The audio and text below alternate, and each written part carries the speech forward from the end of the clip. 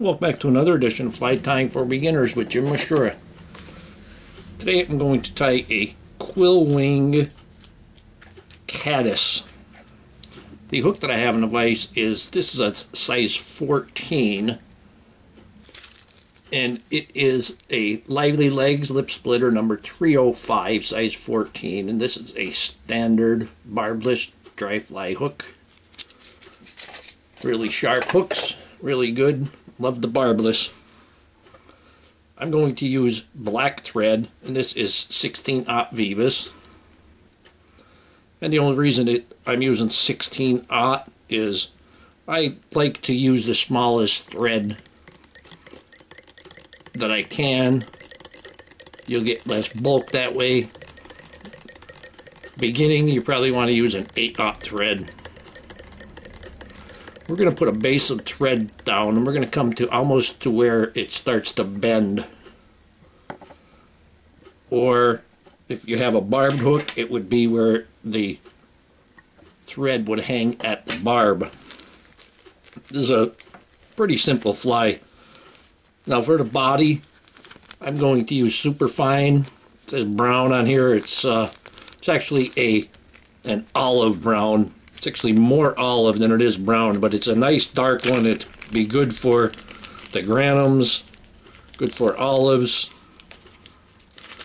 Granums are dark colored, and this is super fine, so you can make a really skinny noodle. I'm going to turn my hook upside down so I could get my fingers in there to get a good, nice dubbing noodle. And you can see how thin it is there at the top. And I left it thicker on towards the back section, but you can see as I'm going, it is getting thinner and thinner. You could always add more, so just go ahead and you put some on, and don't put too much on. Better to put less and add than to put too much and then try to take it off. We're going to go ahead and wrap this. I'm just rotating my vise because I had a long noodle there. There we go. And they're pudgy. Caddis are pudgy little bodies. So there we got a nice pudgy little body. Now for the wing, I have a turkey tail here, and what I did was I took my head cement, or my Sally Hansen's hard as nails, and I put it on the wing. So that's going to help to keep it, put it on the feather, and that's going to help to keep it together. But I'm going to go ahead, and just like with the wet fly wings and things, you can go ahead and touch the shank and pull it through, and that'll be the size of your wing. But in the same sense, the caddis has 2, so we want that twice as long.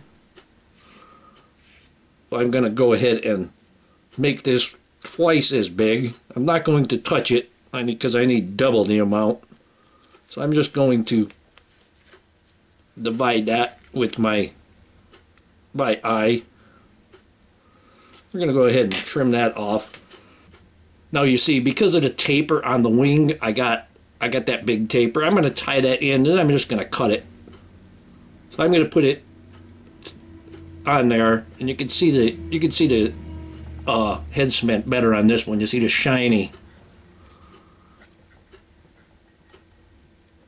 So I'm going to lay it flat, take a loose loop, and then pull it, and you should come up with a nice flat body. I'm actually going to pull that off and go a little deeper with it. You can see when I tied it and pulled it together, it kind of shrinks there, so we want to keep that wider.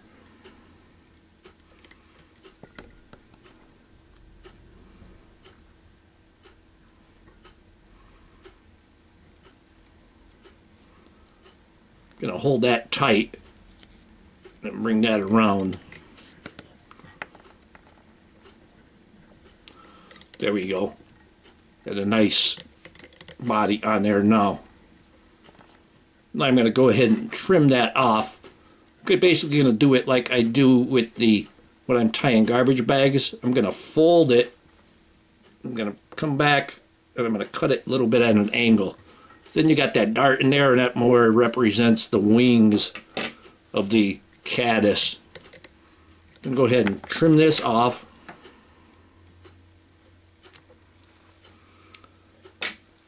Now for the hackle,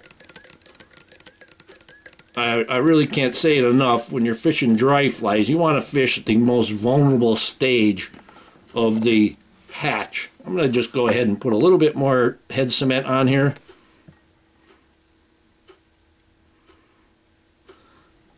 Run my finger on it there. You want the most vulnerable stage of the hatch, and that stage is the emerging stage. With a caddis, the caddis gets stuck. It has to get to the surface, break through the surface, and then wiggle itself out of the shuck. So there's usually a lot of movement in the caddis when they're on the surface, when they're emerging. So I'm going to use a CDC feather.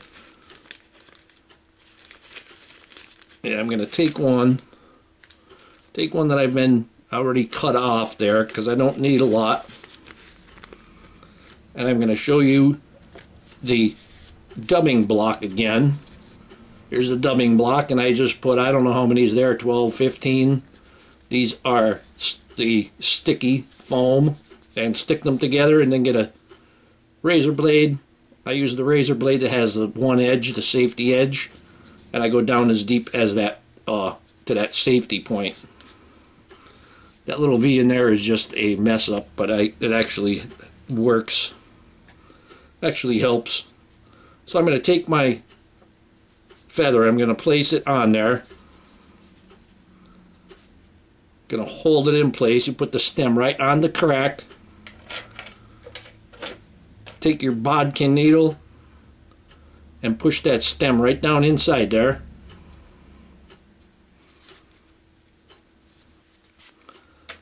And that's what you're going to have. You're going to have that just sticking out. Now we take the chip clip. This is just a small chip clip that's about 1.25 inches.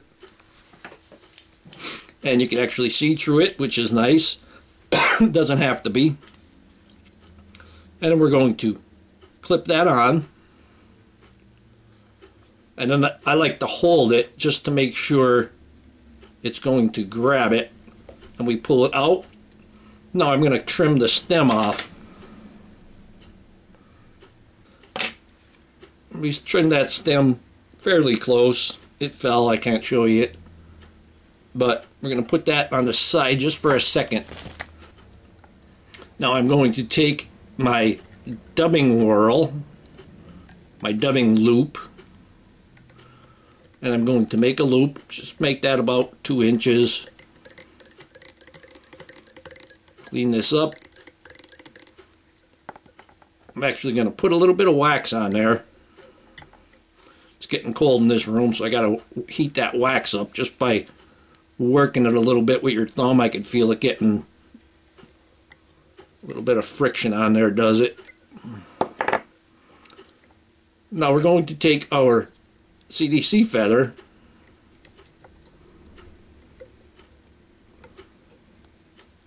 and we're going to put that in there, and we'll slide it off, and I'm going to bring it close to the edge of them. And now you can keep it tight, but you can also carefully separate them a little bit more. And you can also push them a little bit with your finger to get them closer to that edge.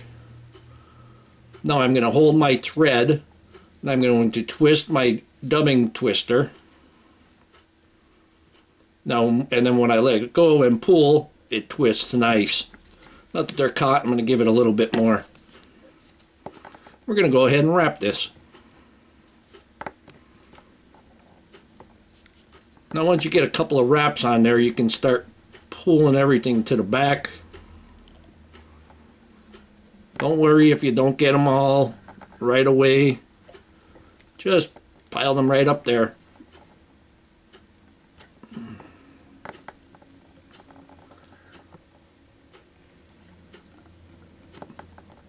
And there's probably enough on there, and I have extra, but I'm going to tie this off.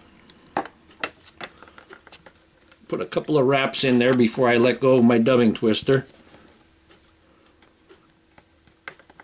And then I'm going to trim that thread off.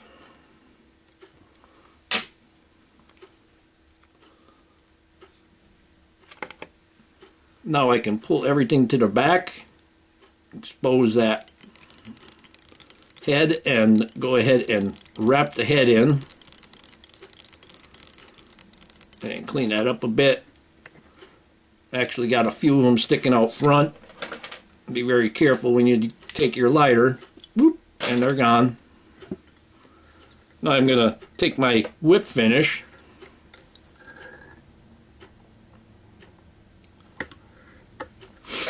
Now the amount of CDC dubbing that you put on there, it's really going to be up to you. I would make them with heavier CDC like this, and I would also make them with sparser amounts of CDC.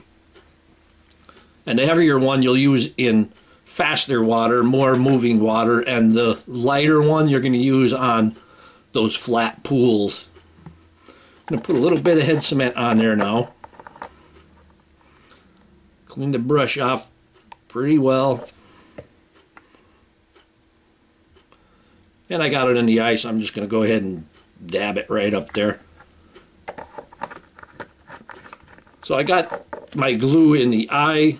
So I'm just going to take a feather that's on the table, and I'm going to put that through the eye of the hook.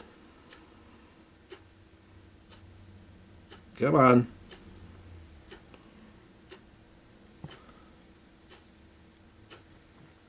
And now you know that your eye is clean. Now, one last thing we're going to do is we're going to take our dubbing teaser and we're going to kind of pull those CDC fibers out, and then you can stroke them back. If you got some little bit of heavier ones, you know, the fish always sees the bottom, so you always keep that in mind. Take the real long ones off. You could leave a few of them, because again, you want this to look like the caddis that's struggling to get out of his film. And here we have a quill wing caddis. Hope that you learned something from this video. Hope that you would subscribe to my channel. Please refer me to your friends. Please visit my sponsors. Leave comments, questions, suggestions. If you'd like to purchase this or any flies that I make, go to etsy.com/shop/theflymanjim. If you don't see it there, just give me a call or give me a message and we'll figure it out. And most of all, thank you very much for watching my videos.